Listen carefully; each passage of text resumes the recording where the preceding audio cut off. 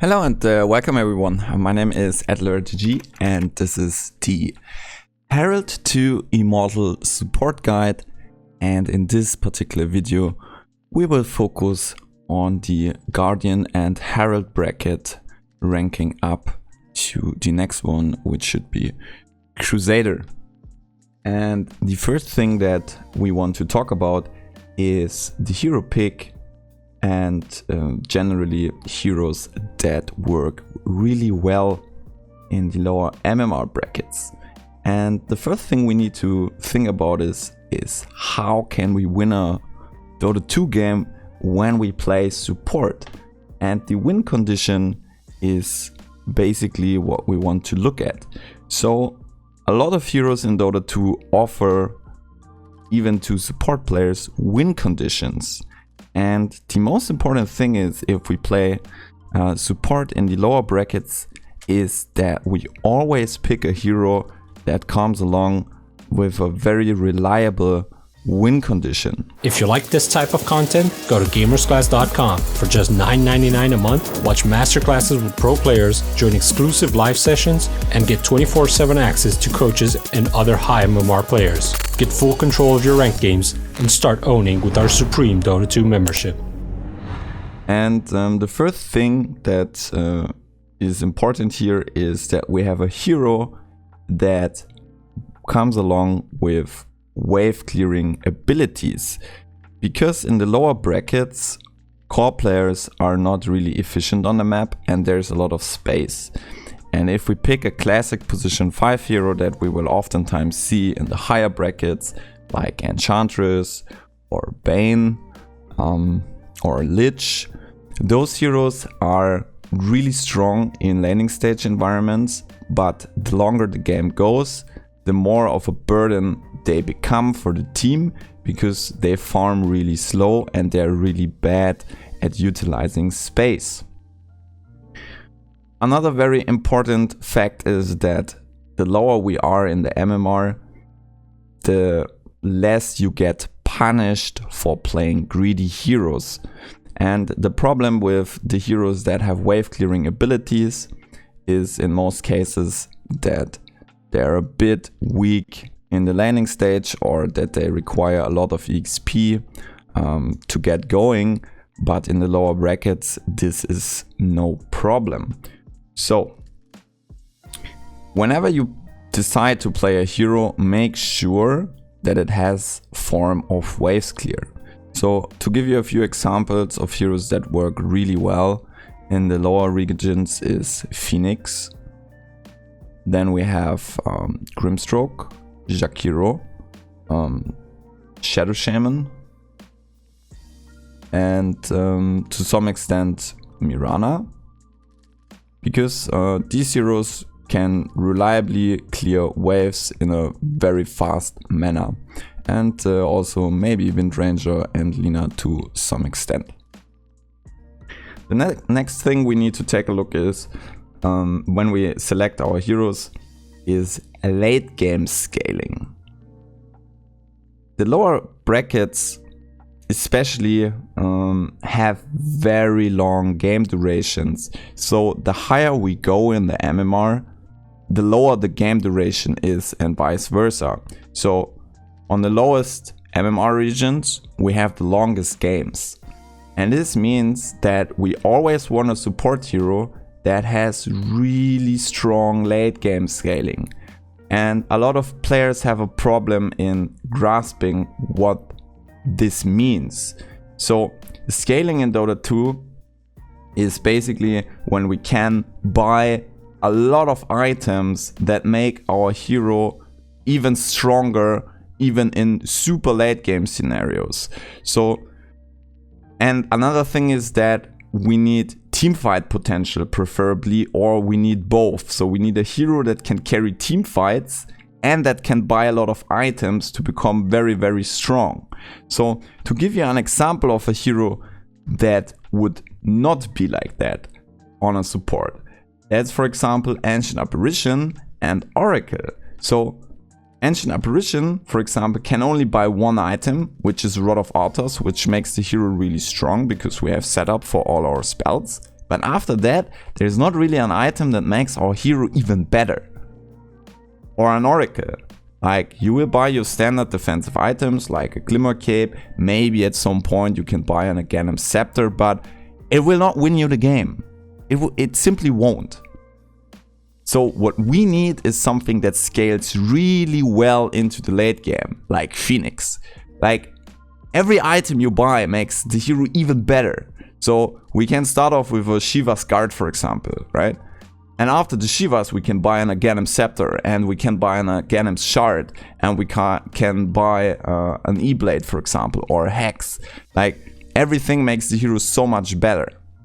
And if we take a look at Lina, for example, so we can buy a Yuled Scepter to set up for our spells. Then we can buy a Blink Dagger for clean initiation. And suddenly we have instant initiation with huge amounts of damage. Then we can buy an Aghanim Scepter, so our ultimate becomes BKB piercing.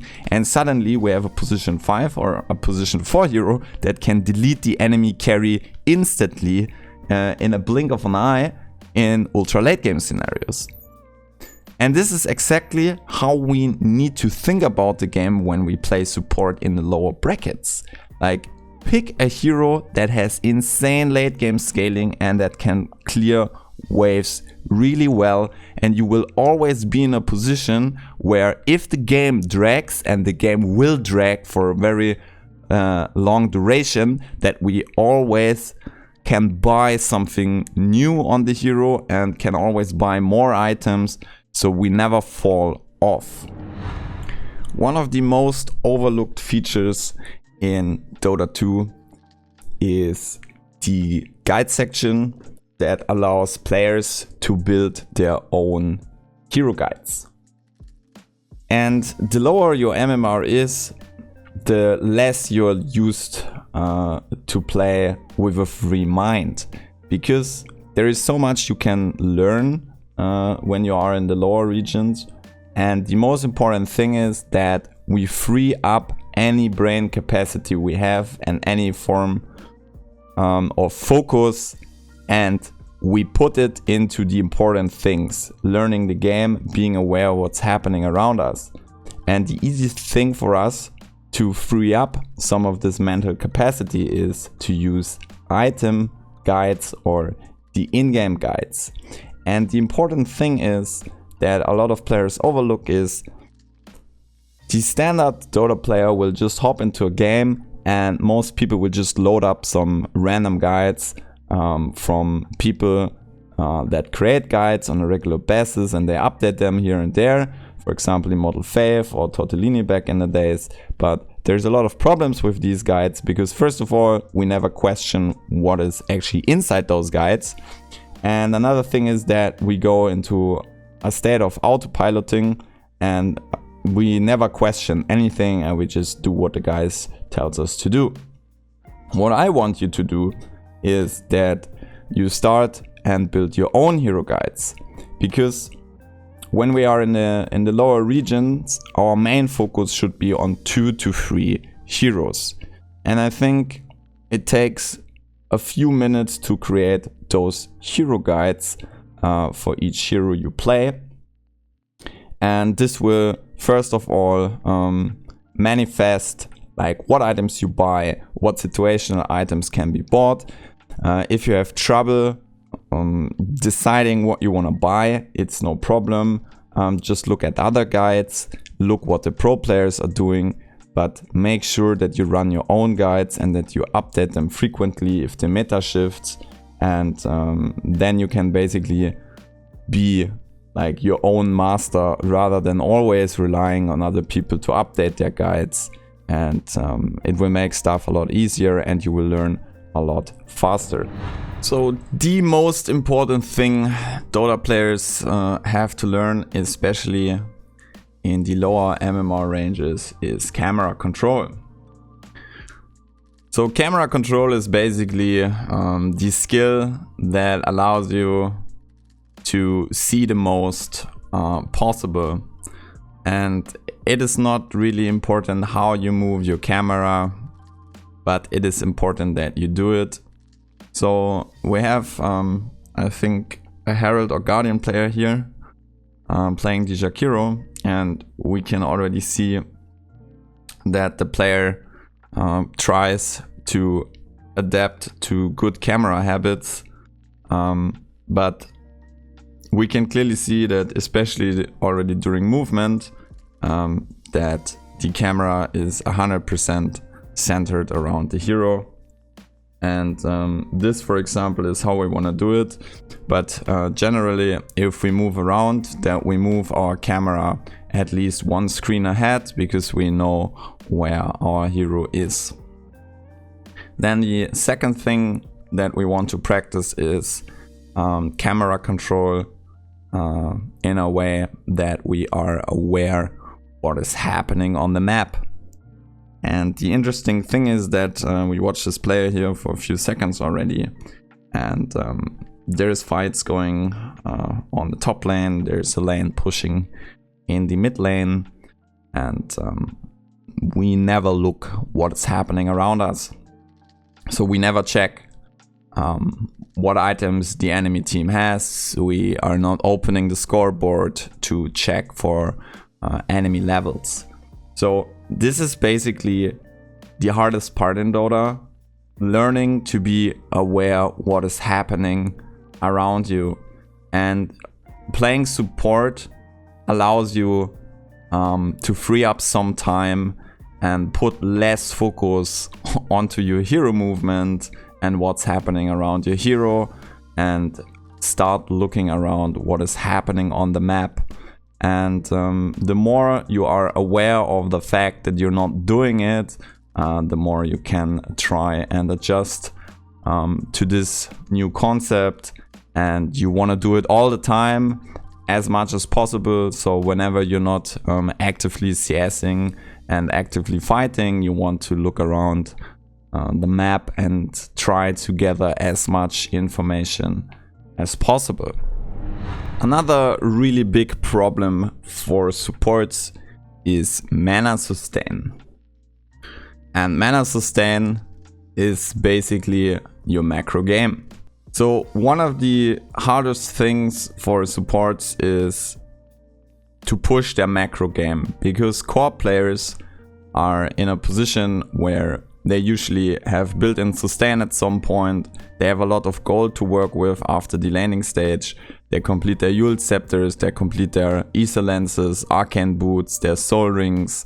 The carry players have built-in sustain with Lifesteal for their health. So core players often have an easy time. They can buy bottles, they have a constant flow of action runes in the mid lane where they can refill their bottle. Maybe they have Boots of Travel early on Bat Riders or Skyrift Mages, and mana is not their biggest problem. But for supports, mana is the biggest issue. The more mana we have, the more we can farm camps, the more we can outpush waves, the more aggressive we can play. So the most important thing for supports is to have a constant flow of clarities. This started a few patches ago where we got our own courier, even our own flying courier. Clarities are really cheap. They even buff the clarities. And basically we reached a state in Dota where we need constant clarities. And the higher you go in the MMR range, the more clarities you will see. And once you reach the immortal bracket, like basically every player has a clarity ticking all the time when they're not fighting and when they're jungling. So what we can do is we can basically just adjust those pinned items and start to use the pinned items. And whenever we don't have a clarity in our inventory, we just buy one via the pinned items. You can also edit them. So for supports, I highly recommend that we have those pinned items here. We often need healing salves, we need a constant flow of clarities, and whenever you buy a clarity, you can also check for observer wards. And I would also put the smoke and the dust in here, because those are the items you constantly buy as a support, and you buy them on every support, no exceptions. So you can just copy this pinned grid here and just get your items rolling. let's talk really quickly about the general item advice on supports. So whenever you play 4 or 5, it doesn't really matter. You always want a magic wand. In most cases, you also always want raindrops. And since we have a lot of free inventory space, we usually always want to have a windlace. And for most supports, we can just buy tranquil boots because they give additional movement speed and they solve our HP regen problem when we move around. So we are always topped off. And even if we get hit by spells, they do not break. So the only time they break is if we actually attack a hero or we get hit by a hero or a neutral unit or a creep. So basically in most cases the regen is up. As you can see, we walk around, we get a lot of movement speed. It's basically the best item you can buy on supports, and only buy arcane boots if you have a really good game, and you can have them at like the 5-minute mark. But in most cases, even then, we opt for the tranquil boots on most support heroes because they're so good. And only if you want to buy something with the arcane booster, like an ether lens later on, you can buy the arcanes, you disassemble the arcane boots, and then after you disassemble them, you will still buy the tranquil boots because they're so good. So in the end, you will always end up with tranquil boots in 99% of the cases. Skill builds are also a very interesting thing. And this is something that is done frequently wrong. And I think there is some basic rules when we play support and how to skill your hero. So the first idea is that our main focus lies within the laning stage. So the first thing we want to do is have a build that supports us in the lane and that helps us winning the laning stage. And the next thing we need to think about is how do we transition our build into the mid game, because in the mid game there's a lot of space that we want to utilize because we need to hit creeps to stay relevant, and at some point that we can just carry the game ourselves because we don't want to rely on our carries. So for Jakiro, we should opt for a dual breath build. So if we want to play aggressive on the lane, you can, for example, go for 2-1-2 build. So we have 2 points liquid fire, 2 points dual breath, 1 point ice path.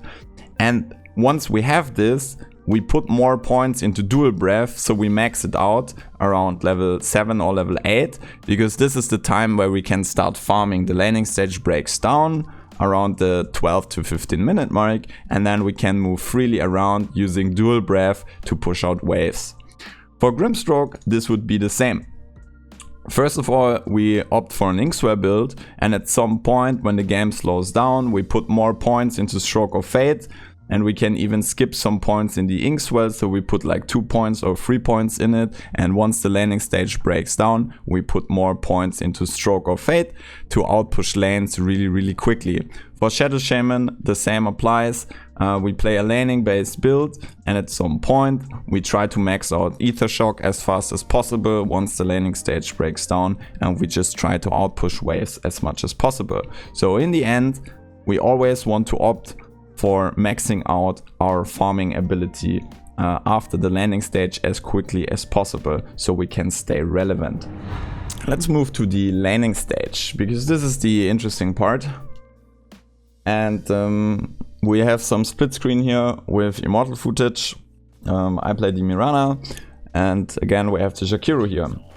And the first thing that we want to think about when we play support is how do we approach the laning stage? Do we play aggressive? Do we play pull focused? So we play around the hard camp or the medium camp or the easy camp, depending where you lane. And can we do something on the lane, or do we need to interrupt enemy pulls constantly? And the important part is that you basically decide what kind of playstyle you want to go for, and in this bracket you can easily overwhelm the enemy with aggression, so playing aggressive is the best thing. And if we take a look at the split screen right now, you can clearly see that the Mirana is constantly hitting the enemy, and there's like an insane trade going on, and you can see the big difference. So the immortal players are just trading their hearts and souls out and just try to gain any inch possible. And if we take a look at the other side, there is nothing happening. So the Jakiro never tries to utilize the tree lines, never tries to utilize good positioning, never tries to use mana and follow it up with some auto attacks, because when you slow the enemy and use your mana, you can often follow it up with auto attacks. So this is the first big difference, and we more want to play like the immortal players. So instead of staying inside the creep wave all the time behind the offlaner, like the Grimstroke is also doing, he's mainly staying behind his carry. We want to stay ahead of our carry to the left side or to the right side or to the core player you're supporting. It also doesn't matter if we play safe lane or off lane support. And your main objective is that we trade as much as possible and that we constantly apply pressure to the enemy. And if there's no enemy around, then we focus on denies. Then another thing is that we play it as safe as possible, so we don't want to overextend. So if you're low HP, don't force some weird trades, just play super safe. And also the spell usage is another thing that comes to my mind. We see the Grimstroke here randomly nuking the wave. We will see some random dragon breaths into the waves, like this for example. We never get a follow-up, and I think BSJ said something really interesting about this at some point.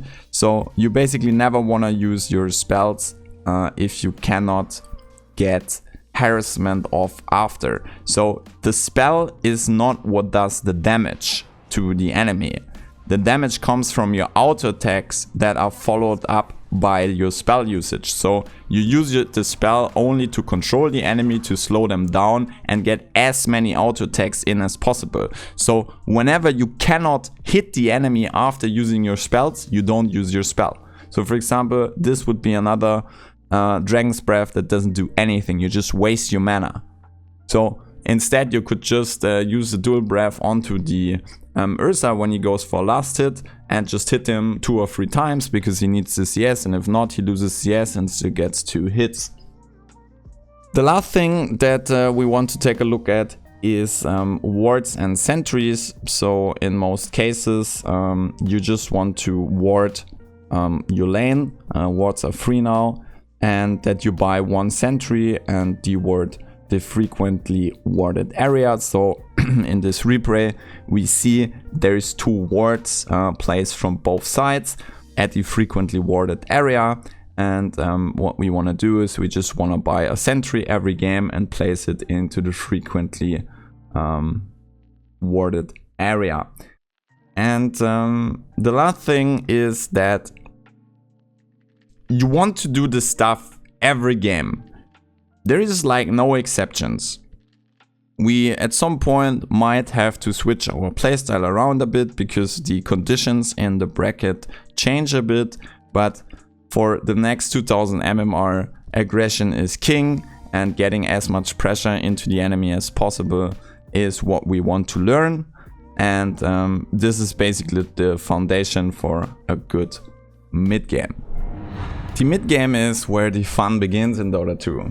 And the first thing that I want to mention is that we should try and avoid pushing into objectives like we want to do here at nighttime if you cannot provide any form of vision around the objective. So if you want to go for this tier 1 tower, especially with your teammates, first of all, you should never show yourself because now they know you're here.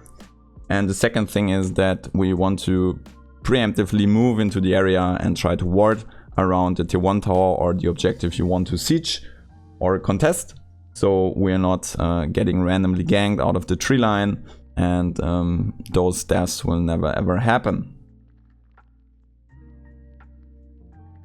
Then another thing is that we want to save our teleport scroll as much as possible after the laning stage breaks down.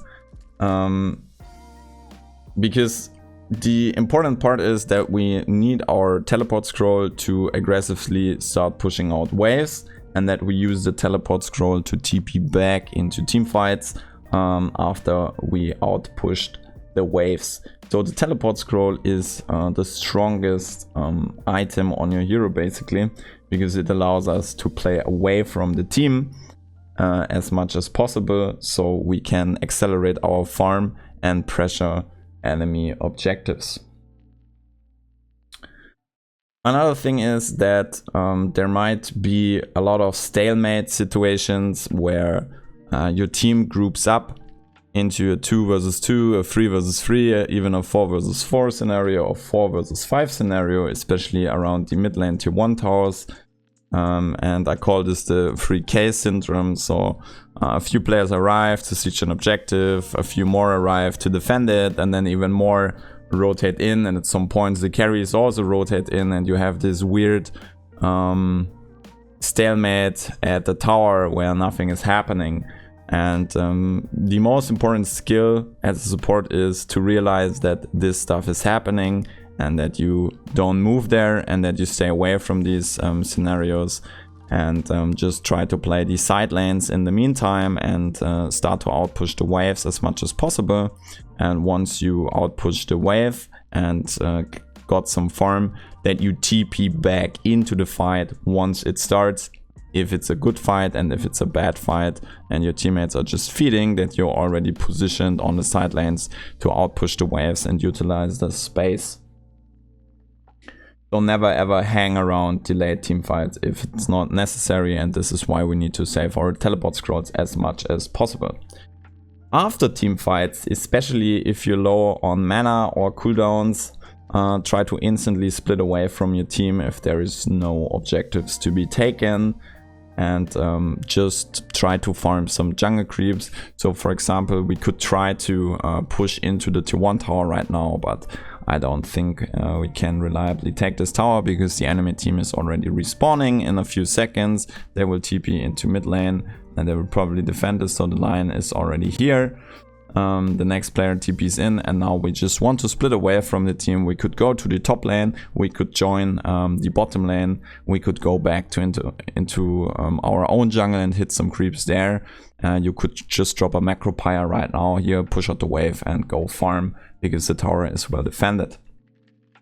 Another very important thing is that people show way too much on their hero. Core players have to show themselves, especially if they're melee cores and they want to hit creeps. So they need to walk into the wave and hit it. But on any form of range hero that has spells to outpush waves like Shakiru, we never ever want to show ourselves when we push out the waves. So try to utilize tree lines as much as possible, and just make sure that you push them out without showing. Just play as sneaky as possible. And the last thing on the list is when you move around with your hero, just try to farm as many neutral camps as possible, and this is what we need the clarities for in the mid game. So when this fight ends, we will probably move to the mid lane and push it out, and you could just push out the wave and then farm the easy camp to the left right now, or we could just farm the camp first and then take the mid lane wave. But we see the core players are already rotating in, and instead of doing nothing, we would instantly head to the next available jungle camp and farm it. Now, a very frequently asked question is warding, and in this particular bracket and the next 2000 MMR, warding is not that important. So we just buy a few wards here and there, try to buy them off cooldown, and once you get better at splitting the map on a support, you can easily place the wards in the areas you're split pushing into. So we would not be around mid lane at the moment, because this is basically the stalemate situations. Random stuff is happening at the moment. We can probably take this fight right now, but to start things off with, we should not be here at the moment. We should rather be on the top lane or the bottom lane, and then we would just TP in to the tier 2 in the mid lane and just walk into this fight. Luckily, this fight went really well for us, and it's okay that we're in the area.